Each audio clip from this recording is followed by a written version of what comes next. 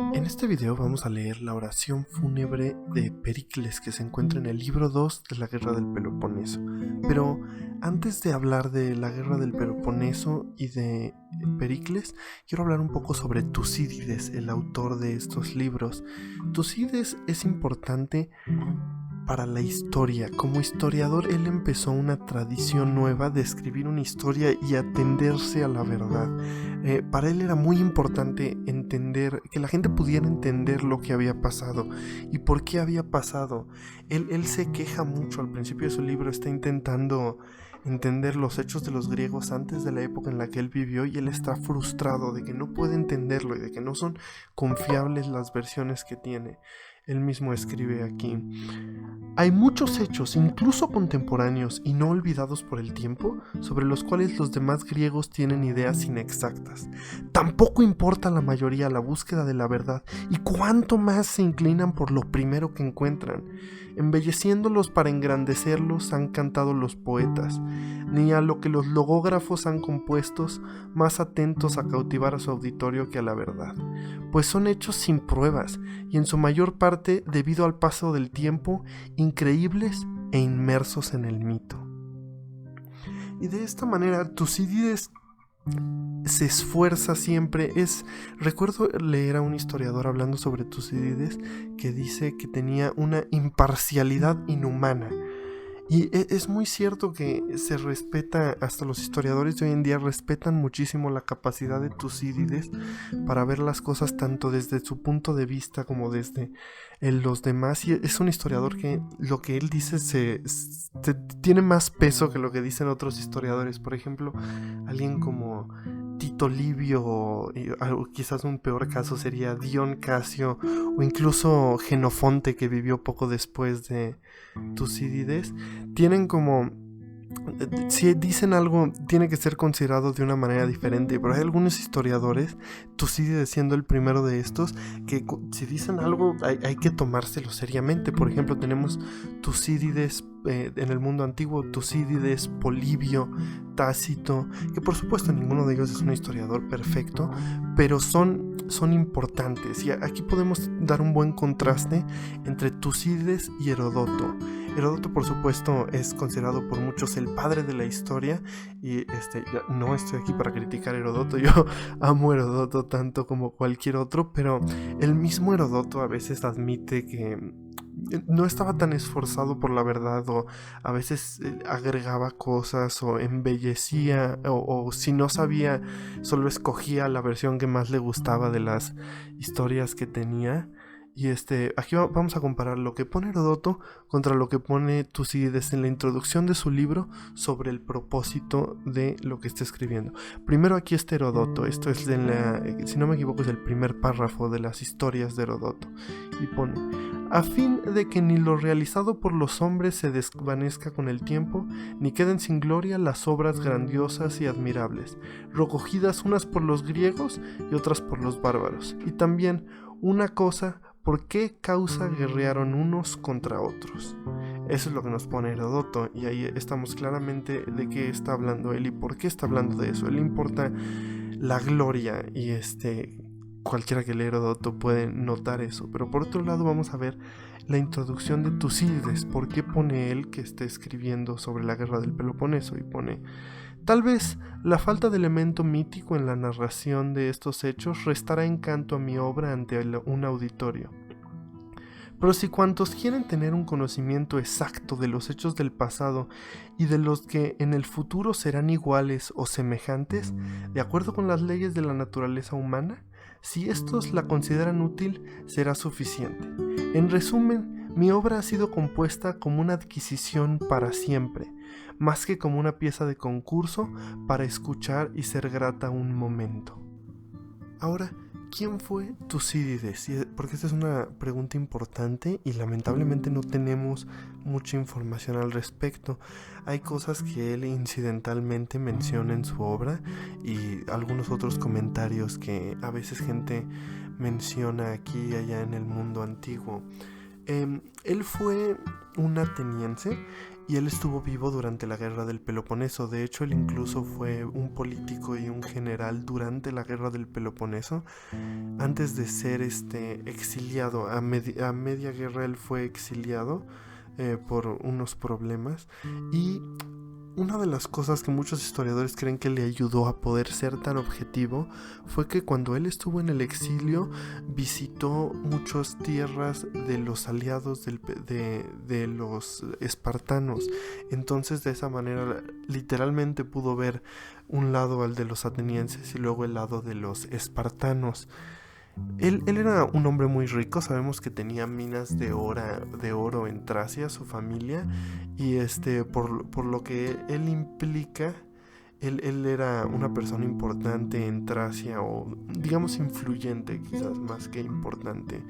Y en el tiempo después de que se exilió, él se dedicó a su libro tanto como pudo, y lamentablemente él no pudo terminar su libro. La guerra del Peloponeso, si ustedes lo van a buscar en una librería, lo van a encontrar en varios tomos porque es bastante grande, y al final acaba abruptamente, de hecho casi es a media oración. Y después de que él murió, se cree que murió, no porque hay muchas teorías. Algunos creen que sí murió, no es importante en este momento por qué murió, pero el punto es que murió, todo indica, abruptamente. Y después de que murió, su hija tomó lo que quedaba de su libro y lo llevó con un editor. Y así fue como la guerra del Peloponeso, el libro, fue transmitido durante muchas generaciones hasta que llega a nosotros. Ahora sí, ¿qué fue la guerra del Peloponeso? La guerra del Peloponeso fue un conflicto principalmente entre la ciudad de Atenas y sus aliados y la ciudad de Esparta y sus aliados, que tomó lugar entre los años 431 y 404 a.C. Después de las guerras médicas, en donde, como todos sabemos, se unieron los atenienses y los espartanos y muchas otras ciudades griegas para pelear contra los persas y repeler la invasión, los atenienses empezaron a tomar un rol de liderazgo dentro de su región, y poco a poco empezaron a generar alianzas, y empezaron a firmar tratados y a sublevar a sus vecinos, y empezaron a expandirse. Y es difícil decir como la guerra del Peloponeso empezó por esto. O sea, sí, técnicamente empezó por problemas entre la ciudad de Corintio y Corcira, pero realmente eso fue más bien una excusa para un conflicto que se estaba volviendo inminente y que todos podían ver que venía a venir. Así los atenienses seguían expandiendo sus intereses de la manera en la que lo estaban haciendo, y que tenían toda la intención de seguir haciéndolo. Eventualmente iban a tener que pelear contra los espartanos, que no iban a estar dispuestos a dejarlos expandir sus influencias hacia el Peloponeso y hacia las legiones donde estaban los espartanos y sus aliados. Fue un conflicto muy muy largo que fue muy duro para todos los involucrados, y mucha gente se murió, y hubo una plaga en Atenas, pasaron muchas cosas, pero no vamos a hablar mucho de la guerra del Peloponeso porque este discurso que vamos a leer toma lugar en el primer año de la guerra. Es curioso, digamos, el tamaño del mundo antiguo, no del mundo antiguo, digamos, del mundo griego en este punto de la historia, porque para haber sido una guerra tan importante tomó lugar en un área relativamente pequeña. Si nosotros estamos acostumbrados quizás a pensar en el mundo helenístico, que es el mundo después de Alejandro Magno, de estos imperios bastante grandes, el imperio Seleucida, el imperio macedonio, los Ptolomei en Egipto, y esto es antes de esa gran expansión, y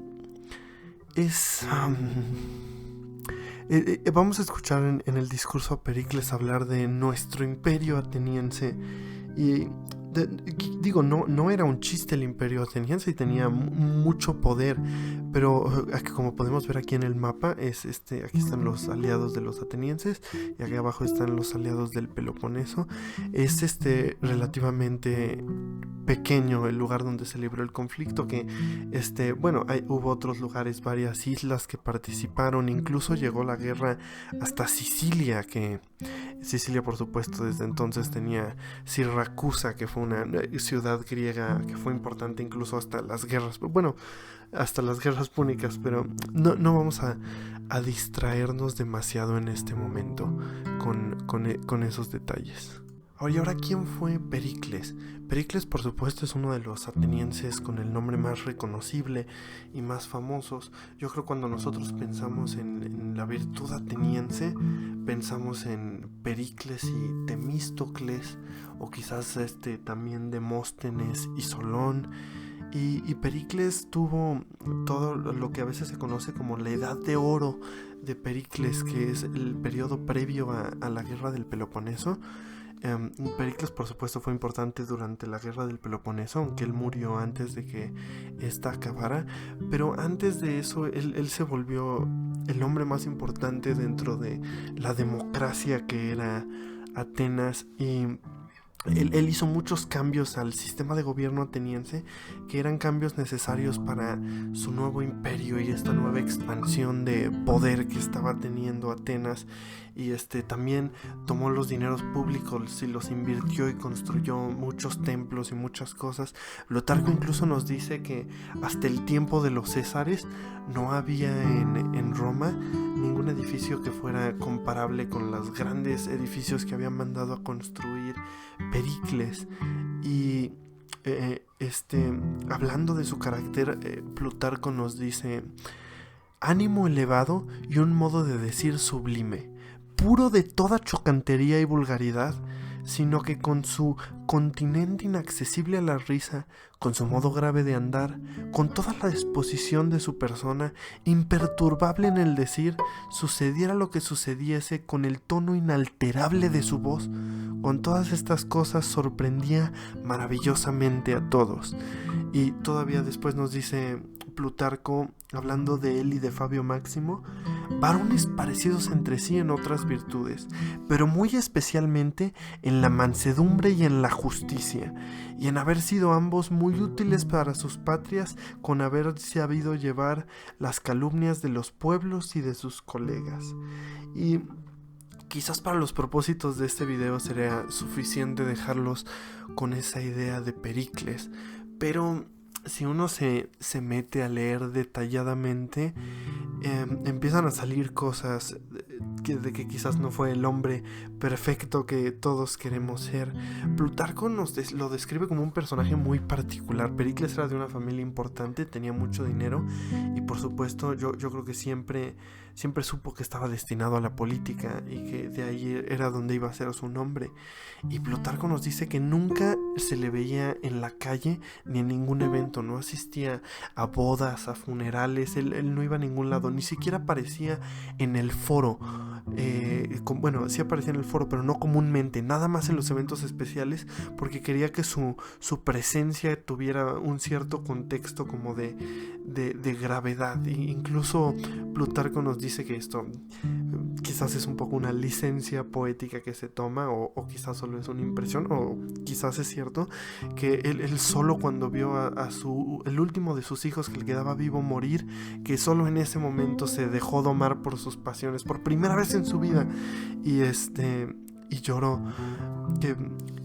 Todo esto suena como una persona un poco extraña, ¿no? Quizás no alguien normal. Y por ejemplo, el poeta Ión nos dice: el trato de Pericles era arrogante y soberbio, y que a los jactanciosos se reunían en él cierta altivez y desprecio por los demás. Y quizás eso de arrogante y soberbio suena un poco compatible con lo que nos cuenta Plutarco, ¿no? De que no quería aparecer en público. Y digo, quizás todo eso, ser un poco pedante, no es tan grave, pero también se habla de que él adquirió tanto poder dentro de lo que era, digamos, una democracia. Lo que era la democracia de Atenas, él adquirió tanto poder que se la volvió casi una tiranía. Y por supuesto él también hizo un poco de juego sucio. Cuando él estaba empezando su carrera, el político más importante en Atenas era un hombre que se llamaba Quimón. Y Kimón era famoso por muchas cosas. Él fue un gran general que tuvo muchas victorias y era famoso por su generosidad.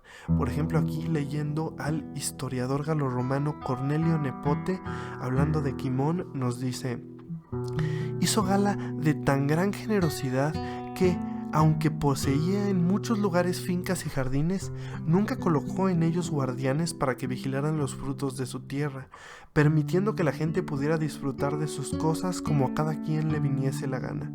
Se hacía acompañar siempre de esclavos provistos de dinero para, en caso de que alguien necesitara su ayuda, poder dársela al momento. A menudo, al encontrarse por casualidad con alguien que veía mal vestido, le daba su manto. Cada día su cena se cocinaba tan abundantemente que invitaba a ella a cuantos veía en el foro. Y hay ahí también un poco de conflicto con Kimón. Teofrasto y Aristóteles nos dicen que esa famosa generosidad suya solo se le extendía a gente de su tribu. Atenas igual, esto no es muy importante, pero Atenas igual que Roma estaban divididas en tribus que eran diferentes grupos de no es importante para lo que estamos hablando, porque de cualquier manera Kimón era considerado como un hombre virtuoso y fue un buen general, aunque tuviera sus defectos. Y Pericles, que obviamente tenía dinero, no tenía tanto dinero para Kimón y no podía combatir con él en generosidad. Entonces él se vio para repartir dineros públicos y de esa manera ganar popularidad. Y todavía aparte de eso, él confabuló para que expulsaran a Kimón de Atenas. Y por supuesto no era extraño que expulsaran a un político famoso en Atenas. Incluso Temístocles fue expulsado, y después de lo que nosotros vamos a leer, en algún punto Pericles también fue expulsado de Atenas y luego los mandaban de regreso. Pero era muy peligroso ser un político exitoso en Atenas. Pero ese no es el punto. Estoy intentando expresar el carácter de Pericles. Entonces, con sus defectos y sus virtudes, él era considerado un hombre sabio, un gran líder, y digamos quizás obsesionado un poco con el poder y con su lado, si no corrupto, digamos deshonesto como político. Y también algo importante sobre él es que era un gran orador, y esto es algo de lo que todos nos hablan. Su poder como orador era impresionante. En cuanto a los discursos, en la historia antigua, cualquiera que haya leído historia antigua está acostumbrado a estos grandes discursos grandilocuentes que los historiadores escribían y ponían en boca de los personajes, y esto era común no nada más en el mundo antiguo. Durante mucho tiempo fue el caso. No era que hubiera un registro de lo que se había dicho. En algunos casos sí, pero eran más la excepción.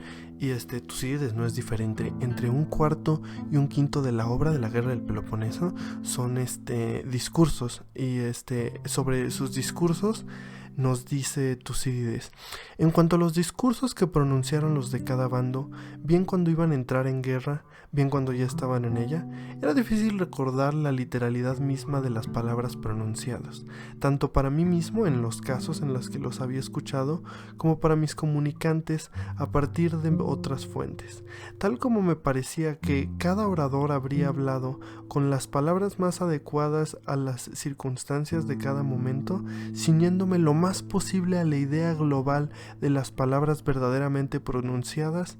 En este sentido están redactados los discursos de mi obra. Y en particular, este discurso que nosotros vamos a leer es quizás la parte más famosa de toda la obra de la Guerra del Peloponeso. Esto es durante el primer año de la guerra. Normalmente los griegos, acabando una batalla, enterraban a sus muertos ahí mismo. Los atenienses no tenían esta tradición. Los atenienses se llevaban los huesos o las cenizas y los enterraban ellos en un evento. Y es en el primer año de la guerra. Están enterrando a los primeros muertos, y había féretros que tenían todos los huesos de las diferentes tribus, e incluso había uno vacío para los cuerpos que se habían perdido o que no habían podido encontrar. Y era una ceremonia que tomaba 3 días, y antes de enterrarlos se escogía algún hombre importante para que hablara y diera un discurso. Y por supuesto, Tucídides, este discurso sí ocurrió, quizás no con las exactas palabras que vamos a escuchar, pero Tucídides probablemente estuvo ahí cuando se dio ese discurso, y se vuelve no nada más, sí es sobre el respeto a los muertos y sobre lo que dieron por su patria, pero se vuelve un punto sobre Atenas y sobre las virtudes del pueblo de Atenas y de su sistema de gobierno. Pues bien, para hablar en honor de todos estos primeros caídos fue designado Pericles. Cuando llegó el momento, dejando el sepulcro, avanzó hacia una elevada tribuna levantada para que pudiese ser oído por la muchedumbre lo más lejos posibles, y habló del modo siguiente: la mayor parte de quienes han tomado la palabra en otras ocasiones han elogiado a quien introdujo este discurso en la ceremonia tradicional. Según ellos, resulta oportuno pronunciarlo en las honras fúnebres de los que han caído en la guerra. En mi opinión, sin embargo, sería suficiente que a hombres cuyo valor se ha manifestado en actos, también se les tributaran los honores mediante actos, tal como hoy mismo estáis presenciando en estos funerales dispuestos por el Estado. Así, el crédito de los méritos de muchos no peligraría al depender de las palabras más o menos elocuentes de uno solo. Es difícil, en efecto, pronunciar las palabras adecuadas en un momento en el que la valoración de la realidad apenas se establece con seguridad. El oyente, que conoce bien los hechos y está bien dispuesto, pensará posiblemente que la exposición queda por debajo de sus deseos y de su conocimiento de la realidad. Por el contrario, el que no los conoce por propia experiencia, si oye algún elogio que esté por encima de sus propias fuerzas, creerá por envidia que son exageraciones, porque los elogios que se pronuncian acerca de otros solo resultarán tolerables en la medida en que cada uno cree que él mismo es capaz de realizar las mismas acciones que oye elogiar. Pero ante lo que va más allá, los hombres enseguida tienen envidia, y no lo creen.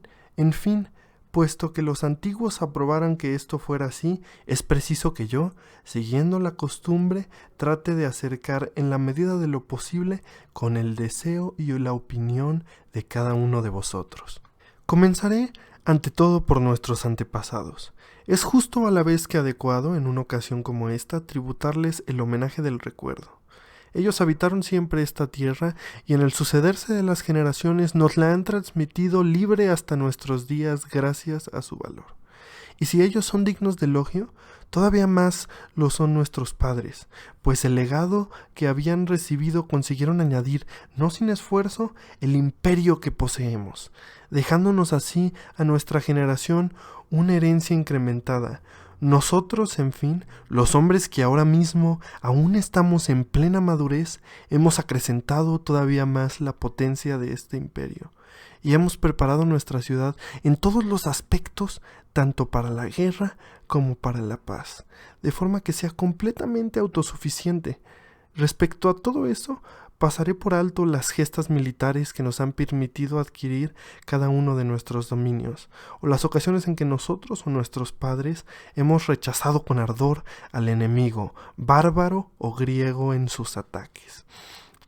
No quiero extenderme ante un auditorio perfectamente enterado. Explicaré, en cambio, antes de pasar al elogio de nuestros muertos, qué principios nos condujeron a esta situación de poder y con qué régimen político y gracias a qué modo de comportamiento este poder se ha hecho grande. Considero que en este momento no sería inadecuado hablar de este asunto y que es conveniente que toda esta muchedumbre de ciudadanos y extranjeros lo escuche.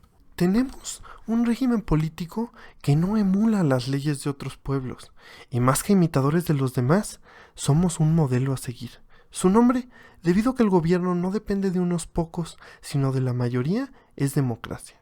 En lo que concierne a los asuntos privados, la igualdad, conforme a nuestras leyes, alcanza a todo el mundo, mientras que en la elección de los cargos públicos no anteponemos las razones de clase al mérito personal. conforme al prestigio de que goza cada ciudadano en su actividad, y tampoco nadie, en razón de su pobreza, encuentra obstáculos debido a la obscuridad de su condición social si está en condiciones de prestar un servicio a la ciudad. En nuestras relaciones con el Estado vivimos como ciudadanos libres, y, del mismo modo, en lo tocante a las mutuas sospechas propias del trato cotidiano, nosotros no sentimos irritación contra nuestro vecino si hace algo que le gusta, y no le dirigimos miradas de reproche que no suponen un perjuicio, pero resultan dolorosas, si en nuestras relaciones privadas evitamos molestarnos. En la vida pública, un respetuoso temor es la principal causa de que no cometamos infracciones, porque prestamos obediencia a quienes se suceden en el gobierno y a las leyes, y principalmente a las que están establecidas para ayudar a los que sufren injusticias, y a las que, aun sin estar escritas, acarrean a quien las infringe una vergüenza por todos reconocida. Por otra parte, como alivio de nuestras fatigas, hemos procurado a nuestro espíritu muchísimos esparcimientos. Tenemos juegos y fiestas durante todo el año, y casas privadas con espléndidas instalaciones, cuyo goce cotidiano aleja la tristeza. Y gracias a la importancia de nuestra ciudad, todo tipo de productos de toda la tierra son importados, con lo que el disfrute con que gozamos de nuestros propios productos no nos resulta más familiar que el obtenido con los de otros pueblos. En el sistema de prepararnos para la guerra también nos distinguimos de nuestros adversarios en estos aspectos. Nuestra ciudad está abierta a todo el mundo y en ningún caso recurrimos a las expulsiones de extranjeros para impedir que se llegue a una información u observación de algo que, de no mantenerse en secreto, podría resultar útil al enemigo que lo descubriera. Esto es así porque no confiamos tanto en los preparativos y estratagemas como en el valor que sale de nosotros mismos en el momento de entrar en acción, y en lo que se refiere a los métodos de educación, mientras que ellos, desde muy jóvenes, tratan de alcanzar la fortaleza viril mediante un penoso entrenamiento, nosotros, a pesar de nuestro estilo de vida más relajada, no nos enfrentamos con menos valor a peligros equivalentes. He aquí una prueba. Los lacedemonianos no emprenden sus expediciones contra nuestro territorio solo con sus propias fuerzas, sino con todos sus aliados. Nosotros, en cambio, marchamos solos contra el país de otros, y a pesar de combatir en tierra extranjera contra gentes que luchan por su patria, de ordinario nos imponemos sin dificultad. Ningún enemigo se ha encontrado todavía con todas nuestras fuerzas unidas, por coincidir nuestra dedicación a la flota con el envío por tierra de nuestras tropas en numerosas misiones. Ellos, sin embargo, si llegan a trabar combate con una parte, en caso de conseguir superar a algunos de los nuestros, se jactan de habernos rechazado a todos, y, si son vencidos, dicen que han sido derrotados por el conjunto de nuestras fuerzas. Pero, en definitiva, si nosotros estamos dispuestos a afrontar los peligros con despreocupación, más que con un penoso adiestramiento, y con un valor que no procede tanto de las leyes como de la propia naturaleza, obtenemos un resultado favorable. Nosotros no nos afligimos antes de tiempo por las penalidades futuras, y, llegando el momento, no nos mostramos menos audaces que los que andan continuamente atormentándose, y nuestra ciudad es digna de admiración en estos y en otros aspectos. Amamos la belleza con sencillez, y el saber sin relajación. Nos servimos de la riqueza más como oportunidad para la acción que como pretexto para la vanagloria. Y entre nosotros no es motivo de vergüenza para nadie reconocer su pobreza, sino que lo es más bien no hacer nada por evitarla. Las mismas personas pueden dedicar a la vez su atención a sus asuntos particulares y a los públicos. Y gentes que se dedican a diferentes actividades tienen suficiente criterio respecto a los asuntos públicos. Somos, en efecto, los únicos que a quien no toma parte en estos asuntos lo consideramos no un despreocupado, sino un inútil.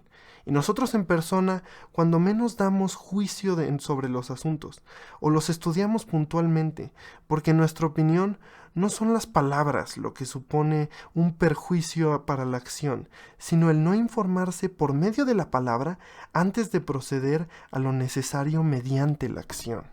También nos distinguimos en cuanto a que somos extraordinariamente audaces a la vez que hacemos nuestros cálculos sobre acciones que vamos a emprender, mientras que a los otros la ignorancia les da coraje y el cálculo indecisión. y es justo que sean considerados los más fuertes de espíritu, quienes aun conociendo perfectamente las penalidades y los placeres, no por esto se apartan de los peligros. También, en lo relativo a la generosidad, somos distintos de la mayoría, pues nos ganamos los amigos no recibiendo favores, sino haciéndolos, y a quien ha hecho el favor está en mejores condiciones para conservar vivo, mediante muestras de benevolencias hacia aquel a quien concedió el favor, el agradecimiento que se le debe. El que lo debe, en cambio, se muestra más apagado, porque sabe que devuelve el favor no con miras a un agradecimiento, sino para pagar una deuda. Somos los únicos, además, que prestamos nuestra ayuda confiadamente, no tanto por efectuar un cálculo de la conveniencia, como por la confianza que nace de la libertad. Resumiendo, afirmo que nuestra ciudad es, en su conjunto, un ejemplo para Grecia, y que cada uno de nuestros ciudadanos individualmente puede, en mi opinión, hacer gala de una personalidad suficientemente capacitada para dedicarse a las más diversas formas de actividad con una gracia y habilidad extraordinarias. Y que esto no es alarde de palabras inspirado por el momento, sino la verdad de los hechos. Lo indica el mismo poder de la ciudad, poder que hemos obtenido gracias a estas particularidades que he mencionado, porque entre las ciudades actuales la nuestra es la que, puesta a prueba, se muestra superior a su fama, y la única que no suscita indignación en el enemigo que la ataca cuando éste considera las cualidades de quienes son causa de sus males, ni en sus súbditos el reproche de ser gobernados por hombres indignos. Y dado que mostramos nuestro poder con pruebas importantes y sin que nos falten los testigos, seremos admirados por nuestros contemporáneos y por las generaciones futuras, y no tendremos ninguna necesidad ni de un Homero que nos haga elogio, ni de ningún poeta que deleite de momento con sus versos, aunque la verdad de los hechos destruya sus suposiciones sobre los mismos. Nos bastará con haber obligado a todo el mar y a toda la tierra a ser accesibles a nuestra audacia, y con haber dejado por todas partes monumentos eternos en recuerdo de males y bienes. Tal es, pues, la ciudad por la que estos hombres han luchado y han muerto, oponiéndose noblemente a que les fuera arrebatada. Y es natural que todos los que quedamos estemos dispuestos a sufrir por ella. Por esto precisamente me he extendido en lo relativo a la ciudad, a fin de haceros entender que la lucha no tiene el mismo significado para nosotros y para aquellos que no disfrutan de ventajas similares a las nuestras, y al mismo tiempo a fin de esclarecer con pruebas el elogio de aquellos en cuyo honor estoy ahora hablando. Así pues, lo principal de este elogio ya está dicho. Dado que las excelencias por las que he ensalzado nuestra ciudad son el ornamento que le han procurado las virtudes de estos hombres y de otros hombres como ellos, y no son muchos los griegos, como es el caso de estos, cuya alabanza pudiera encontrar correspondencia en sus obras. Me parece asimismo que el fin de estos hombres han tenido es una demostración del valor de un hombre, bien como primer indicio, bien como confirmación final. Porque incluso en el caso de aquellos que fueron inferiores en otros aspectos, es justo que se anteponga su bravura en la guerra, luchando en defensa de su patria, pues borraron el mal con el bien y el servicio que prestaron en beneficio público compensó sobradamente los perjuicios ocasionados por su actuación privada. Ninguno de estos hombres se acobardó, prefiriendo seguir con el goce de sus riquezas, ni trató de aplazar el peligro con la esperanza de su pobreza, de que conseguiría librarse de ella y se haría rico. Al contrario, considerando más deseable el castigo al adversario que aquellos bienes, y creyendo además que aquel era el más hermoso de todos los peligros, decidieron, haciéndole frente, castigar a los enemigos y seguir aspirando a los bienes, fiando a la esperanza lo incierto del éxito, pero juzgando preferible de hecho ante la inminencia del peligro, confiar en sí mismos, y llegado el momento, pensaron que era más hermoso resistir hasta la muerte que ceder para salvar la vida. Evitaron así la vergüenza del reproche, afrontaron la acción a costa de su vida, y en un instante determinado por el destino, en un momento culminante de gloria, que no de miedo, nos dejaron. Así es como estos hombres se mostraron dignos de nuestra ciudad, y es menester que los que quedan hagan votos por tener frente al enemigo una disposición que apunte a un destino más seguro, sin consentir por ello ninguna pérdida de audacia. No debéis considerar la utilidad de esta actitud, sobre la cual cabrían largas explicaciones que vosotros ya conocéis, solo a través de las palabras de un orador que exponga todos los beneficios que derivan de defenderse contra el enemigo. Debéis contemplar en cambio el poder de la ciudad en la realidad de cada día y convertiros en sus amantes. Y cuando os parezca que es grande, debéis pensar de quienes consiguieron este poder eran hombres audaces y conocedores de su deber, que en sus acciones se comportaban con honor y que, si alguna vez fracasaban en algún intento, no querían por ello privar a la ciudad de su valor, sino que le ofrecían la contribución más hermosa. Daban su vida por la comunidad, recibiendo a cambio, cada uno de ellos particularmente, el elogio que no envejece y la tumba más insigne, que no es aquella en que yacen, sino aquella en la que su gloria sobrevive para siempre en el recuerdo. En cualquier tiempo en que surja la ocasión para recordarlos, tanto de palabra como de obra, porque la tierra entera es la tumba de los hombres ilustres, y no solo en su patria existe la indicación de la inscripción grabada en las estelas, sino que incluso en tierra extraña pervive en cada persona un recuerdo no escrito, un recuerdo que está más en los sentimientos que en la realidad de una tumba. Tratad, pues, de emular a estos hombres, y estimando que la felicidad se basa en la libertad y la libertad en el coraje, no miréis con inquietud los peligros de la guerra.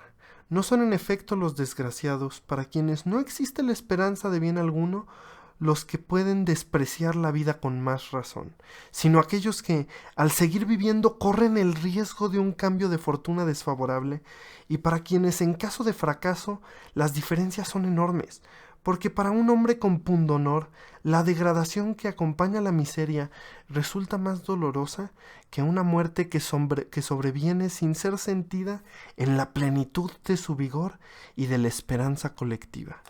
Esta es la razón por la que ahora no me voy a dirigir a los padres de estos hombres que asistís en este acto con lamentaciones de compasión, sino con palabras de consuelo.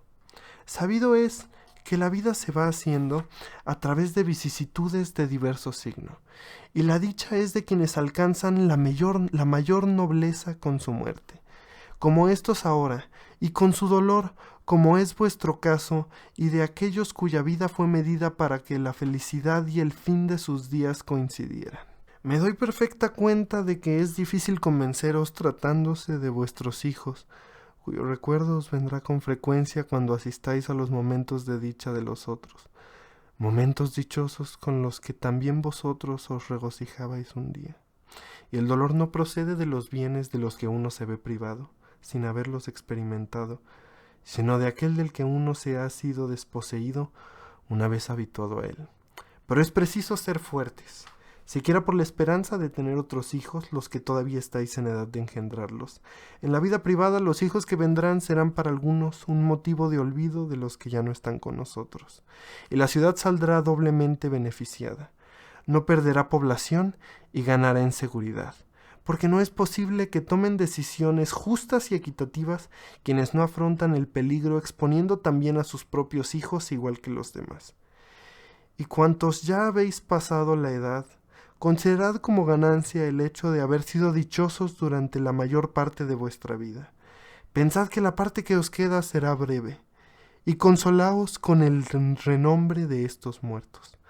El amor a la gloria es, en efecto, lo único que no envejece, y en la época improductiva de la vida, lo que da mayor satisfacción no son las ganancias, como dicen algunas, sino los honores. Y para vosotros, hijos o hermanos de estos caídos que os encontráis así, veo que la lucha para estar a su altura será ardua, porque todo el mundo tiene la costumbre de elogiar a quien ya no existe, y aun en el colmo del valor, difícilmente se os considerará no ya iguales, sino un poco por debajo de ellos.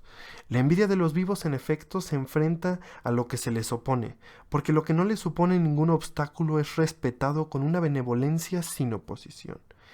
Y si es necesario que me refiera a la virtud femenina, a propósito de las que ahora vivirán en la viudez, lo expresaré todo con un breve consejo. Si no os mostráis inferiores a vuestra naturaleza, vuestra reputación será grande, y será grande la de aquella cuyas virtudes o defectos anden lo menos posible en boca de los hombres. He expuesto, pues, con mis palabras todo lo que de acuerdo con la costumbre tenía por conveniente. En cuanto a los hechos, por lo que respecta a los hombres a los que damos sepultura, ya han recibido honores funerarios. Y por lo que respecta a sus hijos, de ahora en adelante la ciudad los mantendrá a expensas públicas hasta la adolescencia, ofreciendo así una útil corona en premio de tales juegos, a los muertos y a los que quedan. Pues las ciudades donde están establecidas los mayores premios de valor son también aquellas donde viven los mejores ciudadanos. Ahora, en fin, después de cumplir las lamentaciones en honor a los parientes respectivos, retiraos.